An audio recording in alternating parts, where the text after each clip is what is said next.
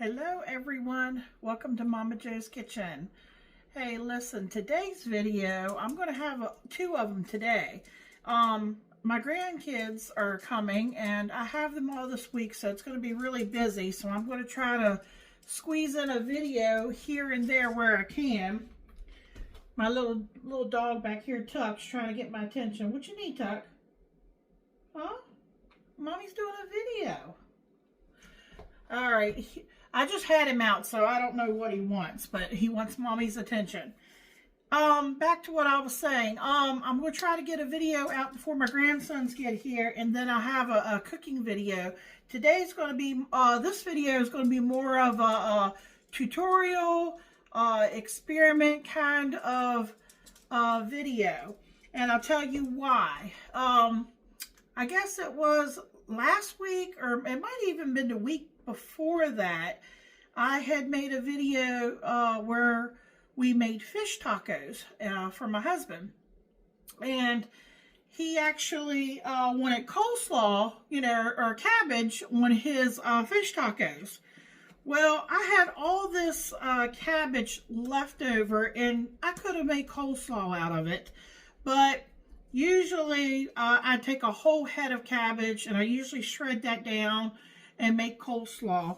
And here, what's left, I bought that bag of pre-shredded slaw, and it's just the green cabbage. There's no carrots or anything in this. And I weighed that to see how much, minus out, the container that it's in. And I have about 9 ounces. So I thought, what can I do with that, And then I got to thinking, why not turn it into sauerkraut? And you can make your own sauerkraut. It's very easy to do. Now, my mother used to do it back in the day, and I tell you, she did things the old-fashioned way, how she was taught, and she had a great big, one of those, I guess you call them a crock. And I just, she lives next door. I asked her about it, and she said what she would do is she would put coleslaw in the bottom of the crock, and then she would just take like a handful of salt and put salt over it, and then she would do another layer of, cabbage, and she'd do more salt. She did it in layers. But where she lives, she had one of those, like a cellar, where you could, where she stored all her canned goods and things. And, she would cover it up. And I asked her, I said, well, how long would you wait, before the sauerkraut would be done and ready? And she said a month, sometime months, But that was a large quantity. Now, there's a lot of, information out there on how to make sauerkraut. And everybody's varies a little bit. And I'll go over what I have learned. I wrote some stuff down. So don't take what I say, as rule of thumb, but, do your own research, and, follow up on stuff. If you're not certain about something, be sure you check it out, because one of the main things I heard on there about making sauerkraut is make sure you have clean hands. I washed my hands really well. My hands are clean. And this, luckily, was already pre-shredded, because a lot of people, take a whole head of cabbage, and, you have to core it, and, you got to take the outer leaves out. And that's another thing. They take one, you got to have a container to put your slaw in, and it has to stay submerged. But usually they'll take one outer piece of that leaf of the cabbage, and let's say you're packing it in like a quart jar, like I'm going to be using a quart jar. They would cut around like this of that cabbage leaf, and that goes on the very top. And they use that as a covering to kind of protect the cabbage that's going to be in the brine solution below. And they weight something down on top of that, and then they, close it off. But if you're going to close it off in something, it's very important that just about every day you take that lid off, or whatever container that you're using, because gases will build up, and it will, you know, you can release those gases, and you can check your sauerkraut, you know, make sure everything stays submerged, because that's the important part, is making sure all the cabbage is submerged below the liquid solution at all times. And the fermenting process, like in this, is not going to, you know, it can vary anywhere from 7 to 10 days, you know, and all you have to do is take out a piece and taste it, you know. You don't want to add too much salt. If you add too much salt, it can slow down the fermenting process. You know, it can get too salty. There's lots of things. And I'll tell you what I wrote down here.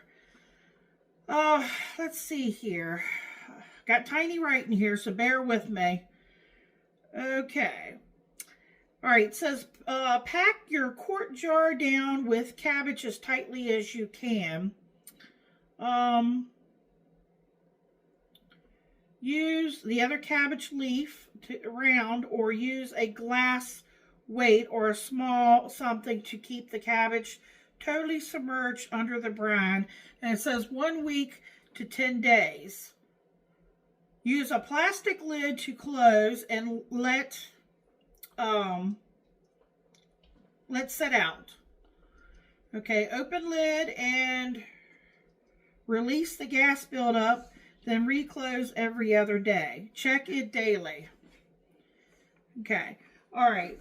Now I've got a lot, like I said, I got a lot of little notes here. The salt. Okay, the salt that you want to use, it would be better if you either used kosher salt, sea salt, or a salt that doesn't have additives. Like I have a iodized salt, so that has additives to it, so you probably, I wouldn't recommend you use that.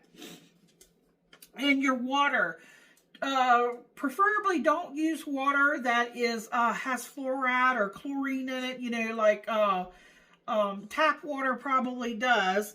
So if you have like distilled or spring water, that would probably be best to use in this. All right, sauerkraut is ready when it tastes pleasantly sour and has a firm texture. You can store fermented sauerkraut for several months in the refrigerator, and you can freeze it. So that's good to know. And you're probably thinking, why am I going through all the trouble of making sauerkraut? Well, my mother used to do it, and I hate to see anything go to waste. And they say, once you make something like this, you're likely to like it better than going to the store and buying sauerkraut. And I don't know about you all, but with the prices of things here lately, you know, why not try it and see how it turns out? And that's another thing. That's what I like about this pre-shredded cabbage and everything. If you had to cut that cabbage up by hand, that's a lot of work. It really is. I'll be honest with you. And when you put the salt, now we'll talk about how much salt we need here in just a minute. After they cut their cabbage up, they put it in a big bowl, and then you put the salt on it. Then you take your hands, but I'm not using my hands today, folks. I'm telling you. And you got to work it for 10 minutes. And why? Because that salt is going to release the natural juices inside the water, you know, inside the cabbage. That is the brine that you want to use and keep. So you have to work it. But I'm telling you, the older I get, the easier I try to make things on myself. I have a stand mixer. You all can't see it. It's right here below you all, but I can turn you down, you know, when I go to get this started here. And I put the kneading hook on it, you know, that you use for bread. And I'm telling you, that's going to save my arms from, you know, hurting, you know, for the next couple days. And it's already pre-shredded. I'm going to put it in this bowl right here. I'm going to add the salt to it. I'm going to stick it in that mixer. And I'm going to set my timer, and we're going to do it on low. It's recommended to do it on low. And I'm going to let it go for 10 minutes. And then I'm going to make sure you have a jar or whatever you're going to use. Hold on. I washed my jar. I got a wide mouth, you know, it'll be easier to pack than the small mouth. And remember I said, you gotta pack your slaw down in here, and then you pour your brine over top of it. I don't have a cabbage leaf, but I am going to put something on it to make sure that the slaw is down in there. If you have something glass, I've got this little marble, I guess it's marble, I'm not sure. It's the top to my salt dispenser over here. I thought that it will go down there. It's got some weight to it. And I'm going to put that on top of there. And, you know, I'm going to leave a little, that's another thing, I'm going to leave a little bit of headspace. You know, I think this is going to shrink down. I don't think it's going to, you would think that it's going to fill that, but it may not. It may shrink down, especially after releasing its juices.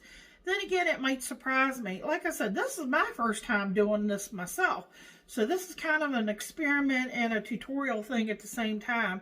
And I'll probably put this video in with, if you go to, on my channel, I have a playlist and with different things on there. And then there's Momma Jo's Kitchen Tips.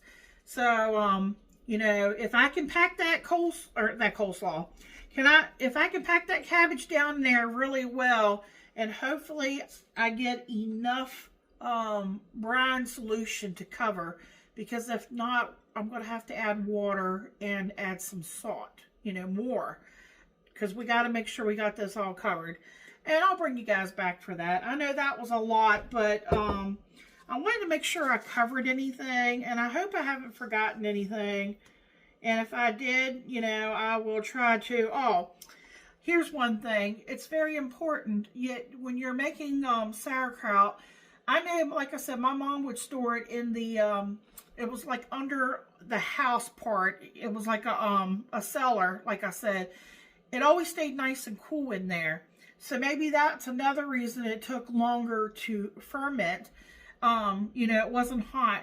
They said ideal temperature is 60 to 65 Fahrenheit or 15 to 18 Celsius. If we always used Fahrenheit. You might use a Celsius, and that takes up to 6 weeks at those temperatures. 70 to 75 Fahrenheit or 21 to 23 Celsius takes 3 to 4 weeks.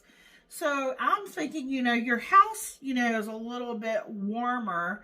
And if you're doing it in a jar, I mean, some people recommend put it in a dark place.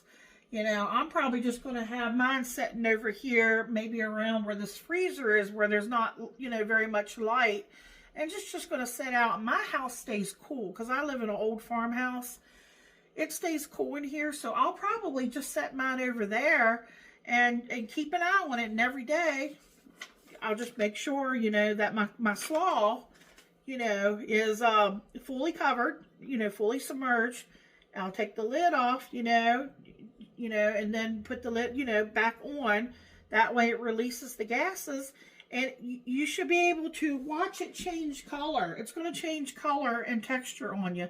It's going to go from that light green, and it's probably going to start turning more like a yellowish, maybe golden brown like color. All right, folks. That's a lot of talking, I know. Let me get you all turned down. Well, let me show you first. I'm just going to take the cabbage. It's already shredded. I'm going to dump it in this bowl. Let me try to get out all the little bits here. It's sticking. Okay, and it says you'll need 1 tablespoon of salt per pound. So I have half of that, which would be 8 ounces, right? Would be 1.5 teaspoons, because that would be half of a tablespoon. So I have like 9 ounces here. So for good measure, I have 2 teaspoons. This is kosher. I'm just sprinkling it on top of here. Let me show you the salt. Oh, yeah, it's just Morton's coarse kosher salt. Okay, let me get you turned down here. I know you don't want to hear it, but I'm going to show you my dough hook and everything, and just get started, and then I'll bring you back in 10 minutes. All right, folks, sorry about that. Okay, here's my mixer. Here's the dough hook. Okay, see my cabbage with the salt on it. Okay, and getting it locked in place. Okay, all right, put that on. Now, it said low for 10 minutes. I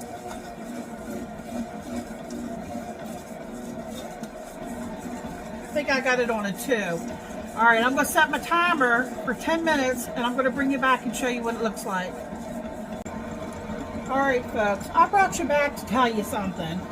I noticed that this dough hook, at least mine, was only working right in the center. So the outer side of the cabbage was not going down. So I stopped it and I scraped the sides and I tried it again. And the same thing was happening. So at least for me, I took my dough hook off and put my paddle on.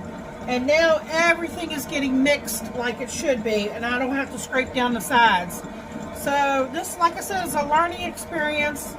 It's a process. And I'm telling you, what's working better for me is not the dough hook, unless maybe you have a different dough hook. So I've got the paddle on there and everything is mixing really well now. Okay, I just wanted to bring you back and show you that. Okay, folks, this has been 10 minutes and I want to show you. Now you got to remember, this is older cabbage that was coleslaw mix. They say the fresher you use, you know, the more likely it's going to release its own juices. Now, it is wet, but there's not really, after 10 minutes, as you can see, it's broke down from the coarse, the way it looked before. And I don't know how to, I'm trying to show you down here at the bottom. So what I'm going to do is, I'm going to pack this in the jar, and I'm going to take water, distilled water if I have it. Usually I keep distilled water on me for coffee, but if I don't have distilled water, I do have spring water, and I'm going to make a 2% solution. I just need to figure out how much water I'm going to need before I know how much salt that I'm going to add to this. So I'm going to set you up and get this jar, you know, at least filled, see how, you know, because like I said, it shrunk down a good bit, you know, from what it was, and I knew it would. I figured it would. So, you know, it may not fill this quart jar up maybe halfway. You know, we'll see. And we'll go from there. Okay, I found my little funnel here for on top of my jar here. And I noticed on this side it has cups and ounces, and on this side it has milliliters. Let me see if I move right here, maybe you all can see. All right, fun part. Try to do this without making a huge mess. And yes, I probably could have used a smaller, I do have smaller jars.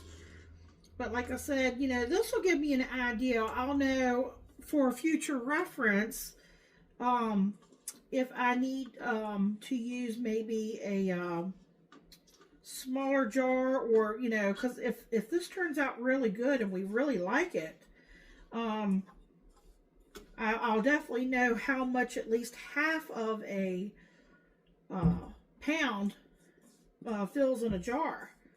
Because remember, this is about 9 ounces. Okay, trying to get all of it in here. Now remember, I have to pack that down yet, so that's looks like it's fuller than what it really is. I thing about cabbage. It just really sticks to everything here.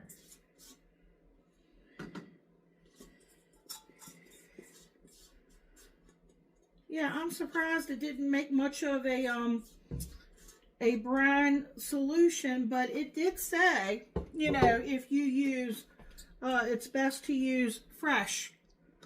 So if you have the fresh, use fresh.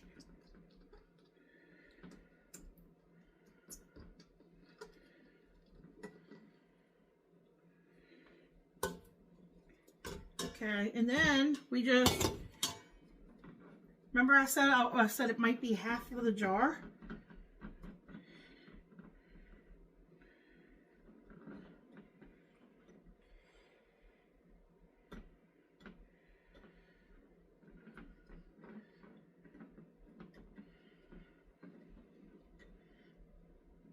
I'm trying to make sure I got it down in there. Wow. Now, you know, when I go to pour the solution over it, that's something to think about too.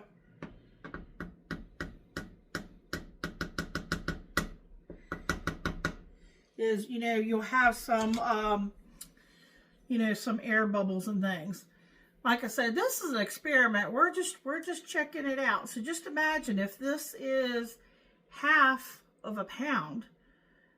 I would say if we had a pound, it would be almost maybe like 3/4 almost full of sauerkraut.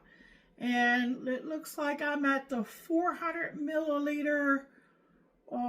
It looks like 1.5, probably about 1.5 mark. So I don't think I need that much, you know, solution. I'm thinking maybe a cup of water, and then I got to figure out how much salt to add to that, because I already got some salt in here, you know. And that's another thing I noticed on that paper I wrote down when I was telling you all about the temperature, the idea temperature for fermenting and making your sauerkraut.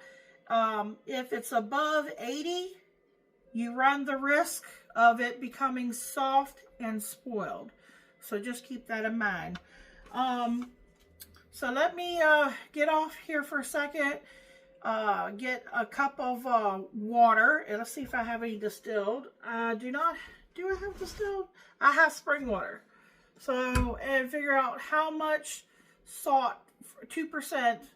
I gotta turn that cup into I think it's grams. Turn it into grams, and then I'll figure out how much salt I need. So I'll be right back. Okay, I think I got it figured out, folks. Hey, listen, these are relatively cheap. I'm telling you, you can get these, you can pick these up at Rescue Mission, a thrift store, or you can buy one brand new off of Amazon.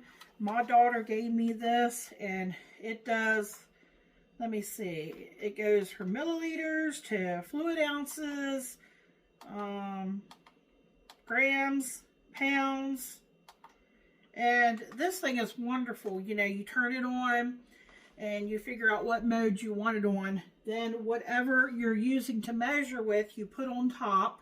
I know a lot of you probably already know this, but there are some people out there that probably didn't have one of these. So whatever you're going to measure, like a bowl or whatever, you put on top, it's going to weigh it. But then you hit the 0 button, and it'll cancel out that weight. It'll take whatever that weight is, it'll take it down to 0. Then you start putting your items in it, and it'll start weighing whatever you put in there. This is a wonderful tool. You know, at first, I was like, I don't know how to use this thing, but I've used it for many, many things.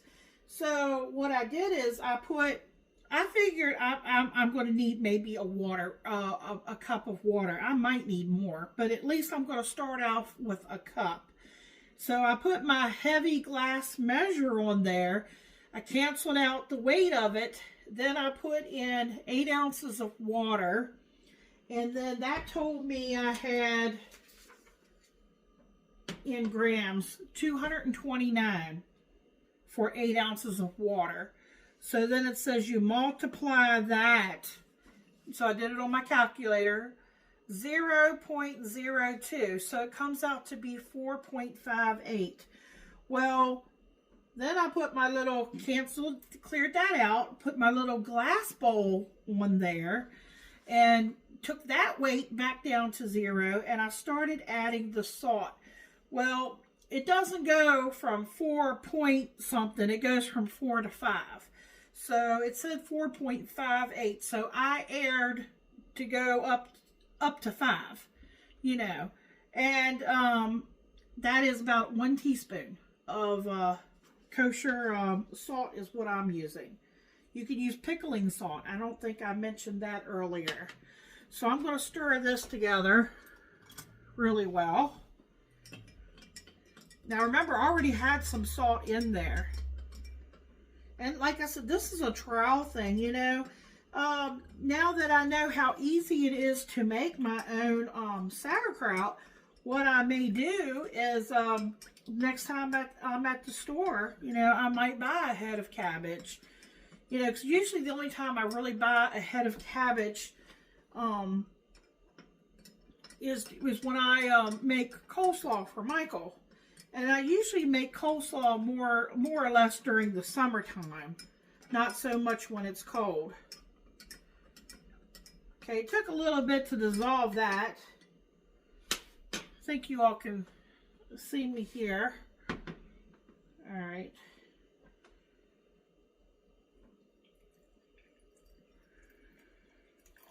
Now let me get my little spatula that I was using, because I want to make sure because you want to get your air bubbles and stuff out of there.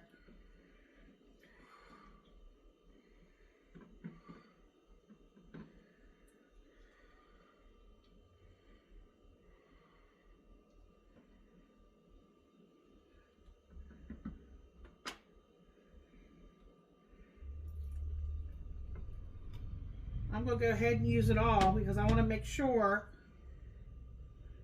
I got enough there to cover.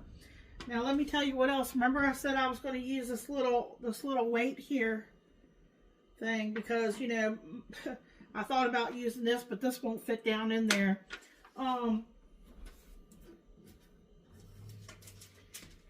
It's recommended that you use you know, plastic lid if you have it. I don't have a plastic lid. I understand these can rust on you, so I'm going to use either use a little bit of plastic wrap. This is a little parchment type paper. I'm going to put that on there on the bottom like that, and then put the lid on it. So all this had on it was salt. So I'm going to put this in here. I don't think any of it's sticking up. I think we're good.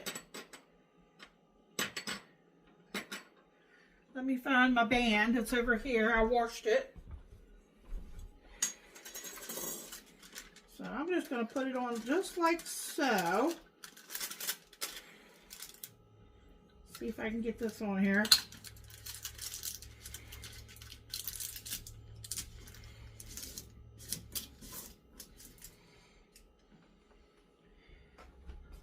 All right, can you all see that?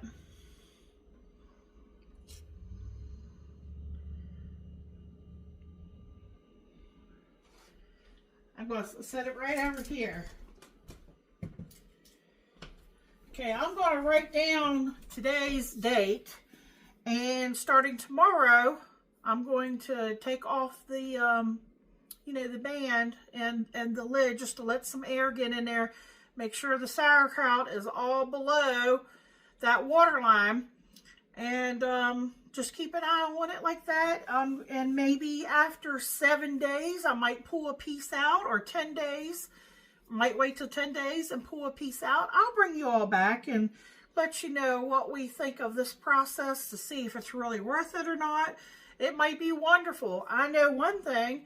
I don't think I'll ever go back to buying brown sugar unless I'm in a pinch because I don't know about you, if you don't, maybe you buy brown sugar, and even though you keep it in a container and maybe you put bread in there, I have actually one of those little discs that goes in there. It's like a little clay thing. But if you don't use it, it a lot of times gets really dry on you or hardens up. Once you make it, it's so easy to make it. 1 cup of white sugar with 1 tablespoon of unsulfured molasses. And I actually put mine now. It's a lot easier just to do it in my little mini food processor. Every now and then you might have to scrape the sides a little bit, but it's so wonderful, and it's just so, there's a big taste difference. It looks better. I mean, even though, when you buy it in the store, it's either really light, real light brown, or you have the darker. When you make your own, using the recommendation of 1 tablespoon of unsulfured molasses to 1 cup of white sugar, it's a beautiful color. It's in between those two. And, so I went to the store last time, and I went ahead and bought some more molasses, because I'm down to almost no molasses. And I always have sugar on hand, so I don't think I'll be buying brown sugar unless I'm in a pinch. But anyhow, the sauerkraut might be the same way. From my understanding, a lot of people like to make their own. And like I said, this was an experiment thing, because I hate to waste anything. I mean, I could have thrown it out and the animals would have ate it, but, why not give it a try? Why not? And I've been growing my own green onions. Let me show you that in the window.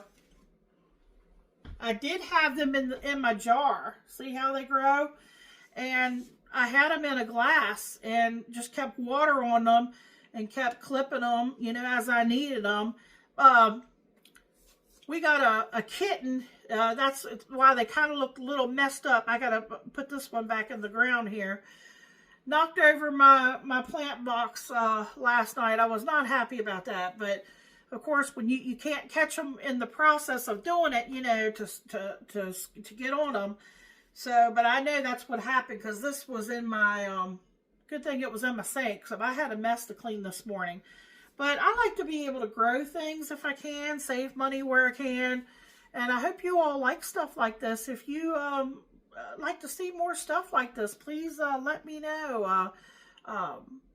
Comment. I love to hear from you all. I'm trying to get my channel to grow. I try to get out good recipes to you all.